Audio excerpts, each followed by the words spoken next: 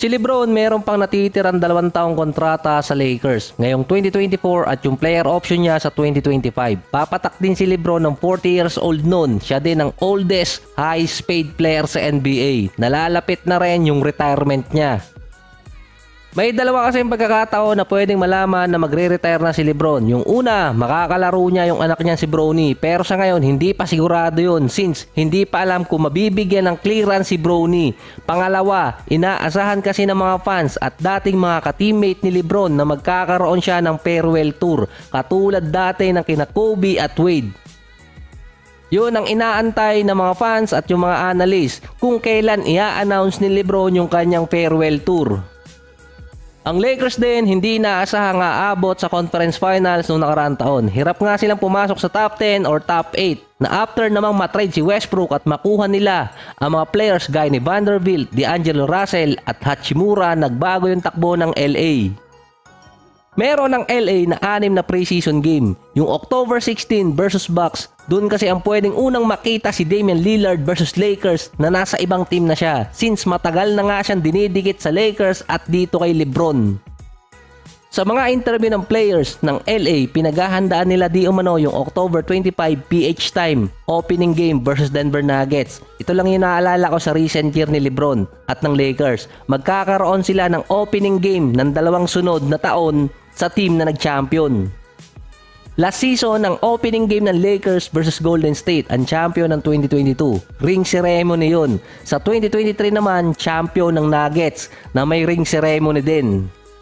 Sa last year opening day ng LA, natalo sila sa Golden State kahit si LeBron umiscore pa ng impressive na 31 points, 15 rebounds at 8 assists. Si Steph noon merong 33 points. Gusto ng Lakers na magkaroon ng impressive night sa opening day at masira ang ring ceremony ng Denver. Dati sinabi na rin ni Austin Reeves na yung parade sana ng Denver Nuggets umulan. Inaddress na rin ni Coach Darvingham na kulang talaga sila ng sentro para bantayan si Jokic. Ang alam ko lang na kayang sumabay or makapigil kay Jokic, si Adebayo at si Joel Embiid. Kung meron pa kayong kilala, ilagay nyo na lamang sa comment section. Yung 2 nabanggit ko kanina, base yon sa stats.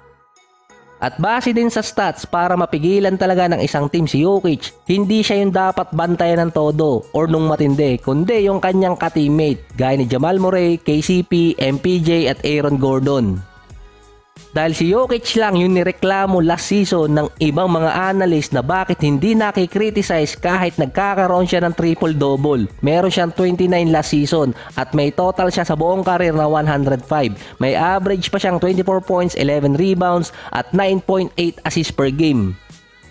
Sa mga nagkakaroon kasi ng triple-double, hindi kasi nangangahulugan yon na mako-convert sa panalo. Last season si Nikola ang number 1 sa true shooting percentage, win share, player efficiency rating, plus-minus, offensive share at marami pang iba. Hindi ko na nilagay lahat at kung titingnan pa, siya dapat yung MVP last season kung base din sa stats. Based naman kay Gabe Vincent, simple lang para matalo ang Nuggets. Magkaroon ng efficient offense, share the ball. Malalim din ang bench ng Lakers. Sinabi niya pa, playing the game in the right way.